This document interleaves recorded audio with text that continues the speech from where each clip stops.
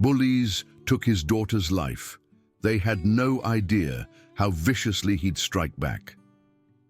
The morning sun filtered through the small apartment windows as Marcus prepared breakfast for his daughter Elena. The smell of scrambled eggs and toast filled the modest kitchen, while Elena, a bright-eyed 12-year-old, sat at the table reviewing her homework. Marcus had been raising Elena alone since his wife Sophia passed away from cancer 4 years ago, and every moment with his daughter was precious to him. "Dad, can we talk about getting a puppy?" Elena asked between bites of toast, her hopeful eyes meeting his. "All my friends have pets, and I promise I'll take care of it. I'll feed it, walk it, everything." Marcus paused, considering her request. Their small apartment wasn't ideal for a pet, and his construction job barely covered their expenses. But seeing Elena's earnest expression, he felt his resolve weakening. "We'll see, sweetheart. Maybe we can visit the animal shelter this weekend and look around." Elena's face lit up with excitement as she hugged him tightly. After finishing breakfast, Marcus drove Elena to Riverside Elementary School, reminding her to pay attention in class and study hard. "I'll pick you up at 3:30, he said, kissing her forehead. "Stay with your friends and don't wander off alone." Marcus spent his day at a construction site across town, operating heavy machinery and helping build a new shopping complex. The work was physically demanding, but he took pride in creating something lasting. As afternoon clouds gathered, he noticed the weather forecast predicting heavy rain and sent Elena a text message. "Storm coming. Head straight home after school and wait for me." Elena received the message while playing with her friends Sarah and Beth at the school playground. The three girls had lost track of time, and it was already past 4 o'clock. "I have to go," Elena said, showing them the message. "My dad's worried about the rain." Her friends walked her to the metro station, chatting excitedly about weekend plans. "See you Monday," Sarah called out as Elena boarded the train. The ride home usually took 20 minutes, and Elena enjoyed watching the city pass by through the windows. She felt grown up traveling alone, even though Marcus had only recently started allowing it. As Elena exited the metro station, the first drops of rain began to fall. She quickened her pace, pulling her jacket hood up as the drizzle turned into a steady downpour. The streets were nearly empty, with most people taking shelter indoors. Elena hurried along the familiar route, her footsteps echoing off the wet pavement. Meanwhile, Marcus finished his shift and headed home, expecting to find Eleanor safe in their apartment. When he opened the door to silence, concern immediately gripped him. "Eleanor?" he called out, checking her room, then the bathroom, then every corner of their small home. Her backpack wasn't by the door, and her shoes weren't in their usual spot. Growing increasingly worried, Marcus tried calling Elena's phone, but it went straight to voicemail. He contacted Sarah's mother, who informed him that they had left Elena at the metro station hours ago. Panic set in as Marcus grabbed his keys and raced to the station, calling Elena's name and asking strangers if they had seen a young girl with dark hair and a blue jacket. The rain continued to pour as Marcus searched frantically through the night. He contacted the police, filing a missing person report, but they suggested waiting until morning since Eleanor had only been missing for a few hours. Marcus couldn't sleep, spending the entire night walking the streets and calling hospitals. The next morning brought devastating news. A jogger had spotted something floating in the Riverside Creek that runs through the city park. Detective Harrison Blake and his partner, Officer Martinez, arrived at the scene to investigate. As they approached the water's edge, Blake's heart sank. The small body wrapped in plastic sheeting was clearly that of a child. "Call the coroner," Blake instructed Martinez quietly, "and check recent missing person reports." The detective estimated the body had been in the water for at least 36 hours, and the deliberate disposal suggested foul play. When Marcus received the call from Detective Blake, his world collapsed. At the morgue, he identified Elena's body through tears of disbelief and rage. The vibrant girl who had hugged him goodbye just yesterday was now cold and still on a metal table.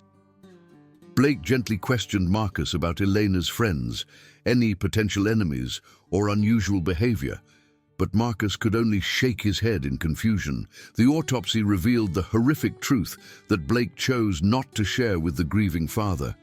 Elena had been sexually assaulted by multiple perpetrators before being killed. The forensic evidence suggested at least 2 different attackers, and the brutal nature of the crimes indicated this wasn't a random act of violence.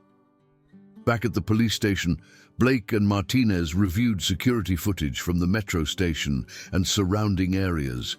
They spotted Elena's final appearance on camera, noting her exit from the station and subsequent disappearance from view. More importantly, they identified a suspicious white van parked near the station around the time Elena would have been walking home. Enhanced footage revealed the van's license plate and a partial view of the driver. The vehicle was registered to Thomas Grant, a 42-year-old man who lived in the industrial district. When detectives visited Grant's address, they found him in his driveway, aggressively cleaning the van's interior. "Is this your van, Mr. Grant?" Blake asked, approaching cautiously. Thomas looked nervous, his hands shaking slightly. "Yes, but I let my son Danny borrow it sometimes. He's 19, lives here with me." As Blake examined the van more closely, he noticed something metallic wedged between the seat cushions.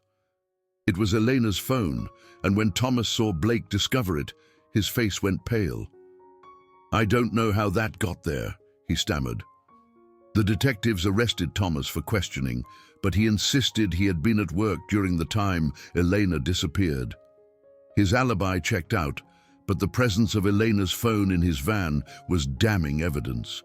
Under pressure, Thomas finally admitted that his son Danny had borrowed the van that evening. Danny Grant was a troubled young man with a history of petty crime and drug use. When police arrived at his friend's house where he was staying, they found him in a state of panic. 2 of his friends, Ryan Walsh and Kevin Torres, were also present, and all 3 showed signs of recent drug use. Under interrogation, the truth slowly emerged. Danny, Ryan, and Kevin had been driving around in the van when they spotted Elena walking alone in the rain. In their intoxicated state, they made the impulsive decision to approach her. They grabbed Elena from behind, rendered her unconscious, and drove her to Kevin's house while his parents were out of town. The details of what happened next were too horrific for Blake to share with Marcus. The 3 young men had assaulted Elena repeatedly over several hours, recording their crimes on Kevin's phone. When they realized the severity of their actions, they panicked and killed Elena to prevent her from identifying them. Her body was wrapped in plastic and dumped in the creek under cover of darkness. Marcus, meanwhile, was consumed by grief and guilt. He blamed himself for not picking Elena up from school, for allowing her to take the metro alone, for every decision that had led to this tragedy. He found himself riding the same metro line Elena had taken, retracing her final journey and torturing himself with what-if scenarios. During one of these painful trips, Marcus overheard a news report on the train's television about the discovery of Elena's body. The reporter mentioned that police were investigating the involvement of multiple suspects and that the case appeared to be connected to other similar crimes in the area. That evening, Marcus received an unexpected text message from Elena's phone. His heart raced as he read, "Your daughter was killed by Ryan Walsh and Kevin Torres. Ryan lives at 847 Maple Street. Danny Grant was also involved, but he's been arrested. I'm sorry for what happened." The message was from Danny, who had smuggled Elena's phone out of the evidence locker during a brief moment of confusion at the police station. Overwhelmed by guilt and fear of his friend's retribution, Danny had decided to anonymously inform Elena's father about the other perpetrators. Marcus stared at the message for a long time, his grief transforming into something darker. He tried calling the number provided for Ryan Walsh, but there was no answer. Driven by a burning need for answers and justice, Marcus decided to visit the address mentioned in the message. Ryan Walsh lived in a rundown house in the suburbs with his single mother, who worked nights at a local diner. When Marcus arrived, the house was dark, except for the glow of a television in the basement. He found the front door unlocked and quietly entered, his heart pounding with anticipation and rage. In the basement, Marcus discovered Ryan sitting at a computer, casually watching the video footage of Elena's assault. The young man seemed completely unbothered by his actions, even rewinding certain sections and laughing. Marcus watched in horror and fury as Ryan relived the torture of his daughter. Unable to contain his rage any longer, Marcus stepped into the light. "That's my daughter," he said quietly, his voice trembling with emotion. Ryan spun around, startled. He was smaller than Marcus had expected, probably no more than 17 years old, with greasy hair and acne-scarred skin. "Who are you?" Ryan demanded, trying to close the laptop. "I'm Elena's father," Marcus replied, stepping closer. "The girl you killed." Ryan's initial shock gave way to arrogance. "You can't prove anything," he sneered. "I'm a minor. Even if they catch me, I'll be out in a few years." Marcus lunged forward, tackling Ryan to the ground. They fought violently, knocking over furniture and crashing into walls. Ryan was younger and more agile, but Marcus was fueled by grief and rage. The fight ended when Marcus grabbed a metal pipe from a construction project Ryan had been working on and struck him with it, killing him instantly.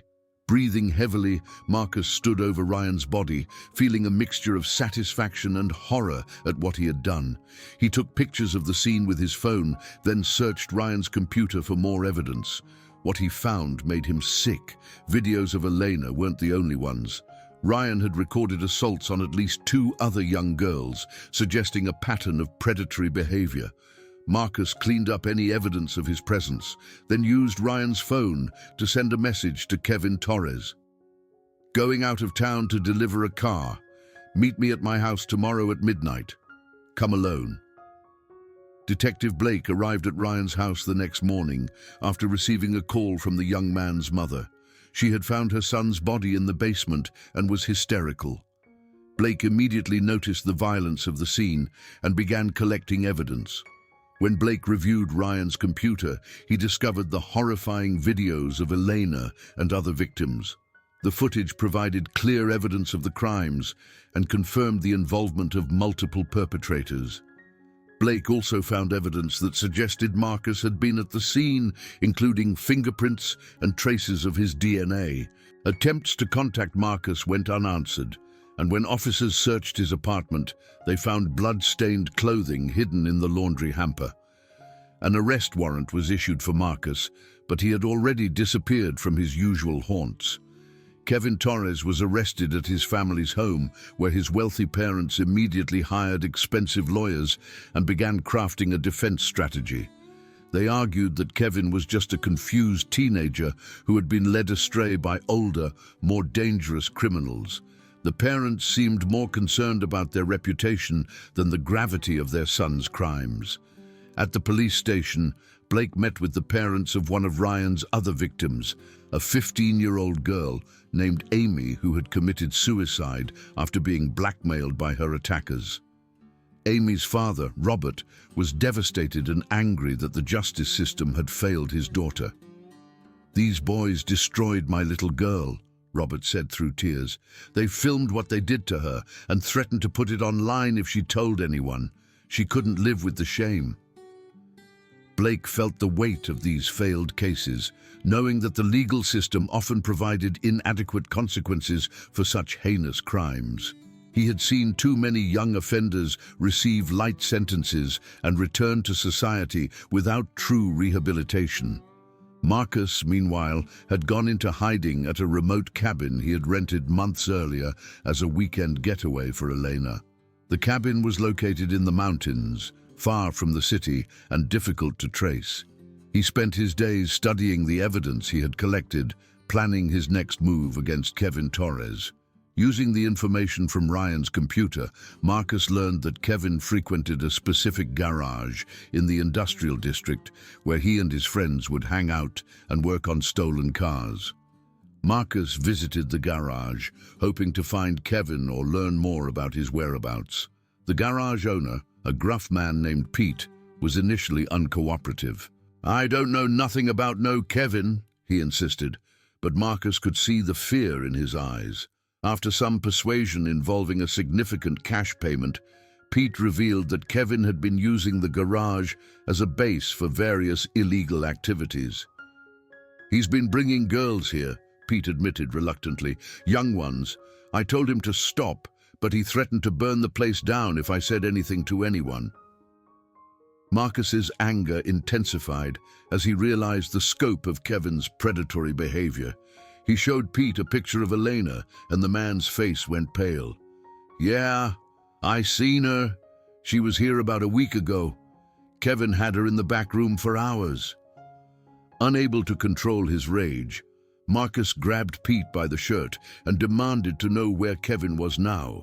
In the struggle, Pete's gun fell from his holster, and in the chaos, it discharged, wounding one of the other mechanics in the leg. The injured man screamed in pain and fear, begging Marcus not to hurt him further. "Kevin's got a place by the old warehouse district," he gasped. "Building 47 on Industrial Avenue. He's been hiding there since his friend got killed." Marcus left the garage quickly, knowing that the police would be called soon. He drove to the warehouse district, a maze of abandoned buildings and empty lots that provided perfect cover for criminal activities. At the cabin, Marcus had been helped by a woman named Claire, who lived in a nearby house and had recognized him from news reports. Instead of turning him in, she had decided to help him after learning about Elena's death. Claire had lost her own daughter to a drunk driver years earlier and understood Marcus's pain. "I know what you're going through," she told him as she brought him food and supplies. "The system failed my daughter too. The man who killed her got 2 years in prison and was out in 18 months. Claire helped Marcus plan his approach to finding Kevin, using her knowledge of the area and connections with people who avoided law enforcement. She also provided him with a gun, claiming it had belonged to her late husband. Detective Blake, meanwhile, had traced Marcus's movements to the garage and interviewed the wounded mechanic. The man's description of Marcus's state of mind concerned Blake, who realized that the grieving father was becoming increasingly dangerous and unpredictable. Blake also discovered that Kevin Torres had been using the warehouse district as a hideout, and he coordinated with other officers to search the area. They found evidence of Kevin's presence in several buildings, including makeshift sleeping areas and stolen property. Marcus eventually tracked Kevin to a hotel on the outskirts of town, where the young man was staying with a girl who appeared to be even younger than Elena. When Marcus saw them together, his rage reached a breaking point. He waited in the hotel parking lot until Kevin emerged alone, then confronted him directly. Kevin was arrogant and dismissive, showing no remorse for his actions. "Your daughter was asking for it," he taunted. "She practically begged us to teach her a lesson." Marcus struck Kevin with his fist, and they fought violently in the parking lot. Kevin was strong and vicious, but Marcus was driven by grief and fury. When Kevin tried to flee on his motorcycle, Marcus shot out the front tire, causing Kevin to crash. Detective Blake arrived at the hotel just as Kevin was attempting to escape into the nearby woods. Blake pursued both men, calling for backup as the chase moved through dense trees and underbrush. "Stop running, Marcus!" Blake shouted. "This isn't going to bring Elena back!" Marcus paused, turning to face the detective. "They destroyed my daughter," he said, his voice breaking. "They filmed it, they laughed about it, and they would have gotten away with it. The system protects them because they're children, but what about my child?" Blake understood Marcus's pain, but couldn't allow vigilante justice. "I know the system isn't perfect," he said carefully, "but this isn't the answer. Let us handle Kevin. Let the courts decide his fate." "The courts?" Marcus laughed bitterly. They'll give him a few years in juvenile detention, maybe community service. He'll be free before Elena would have graduated high school. Kevin had been listening to their conversation while hiding behind a tree. In desperation, he jumped out and tried to tackle Marcus, hoping to get the gun. In the struggle, the weapon discharged, hitting Kevin in the chest. Blake drew his own weapon and fired, striking Marcus in the shoulder and causing him to drop the gun. Both men fell to the ground, Kevin mortally wounded and Marcus disabled but alive. As sirens approached, Blake knelt beside Marcus, who was bleeding but conscious. "I'm sorry about Elena," Blake said quietly. "I truly am. She deserved better than what happened to her."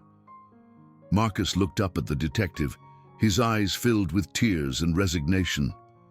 "I just wanted them to pay for what they did to her. I wanted them to suffer the way she suffered." Kevin Torres died at the scene from his gunshot wound. Danny Grant was convicted of kidnapping, sexual assault, and murder, receiving a 25-year sentence. Marcus was charged with 2 counts of murder and sentenced to life in prison without parole. 1 year later, Detective Blake visited Marcus in prison. The grieving father had aged considerably, his hair now completely grey, and his face marked by the weight of his actions. They sat across from each other in the visiting room, speaking quietly about Elena and the case that had consumed both their lives. "I think about her every day," Marcus said, his voice barely above a whisper. "I dream about her, about the life she should have had. College, career, maybe children of her own someday." Blake nodded, understanding the depth of Marcus's loss. "I have a daughter too," he admitted. "She's about Elena's age. I can't imagine what you went through." "The hardest part is knowing that I failed her," Marcus continued. "I was supposed to protect her, and I let her down. Then I let her down again by becoming a killer." Blake studied the man across from him, seeing not a monster, but a father destroyed by grief and the failure of justice. "You did what you thought was right," he said finally. "I can't condone it, but I understand it." As Blake left the prison, he reflected on the case that had changed his perspective on justice and vengeance. Elena's death had set in motion a chain of events that destroyed multiple families and raised questions about the adequacy of the legal system in protecting society's most vulnerable members. The warehouse district where Kevin had hidden was eventually demolished and replaced with a memorial park. A small plaque near the entrance was dedicated to Elena and other victims of violent crime, serving as a reminder of the human cost of such tragedies. Marcus spent his remaining years in prison, never seeking parole or appeals. He used his time to counsel other inmates about the consequences of violence and the importance of finding peaceful solutions to conflict. His story became a cautionary tale about the destructive power of vengeance and the need for justice system reform. Detective Blake continued his career in law enforcement, carrying the lessons learned from Elena's case into every investigation. He became an advocate for victims' rights and worked to improve the treatment of juvenile offenders, hoping to prevent future tragedies. The memory of Elena lived on in the hearts of those who knew her, a bright light extinguished too soon by the darkness of human cruelty. Her death had prompted changes in local laws regarding juvenile crime and victim protection, ensuring that her legacy would be one of positive change rather than merely tragedy. In the end, the cycle of violence had claimed multiple victims, leaving behind a community forever changed by one small girl's final journey home in the rain.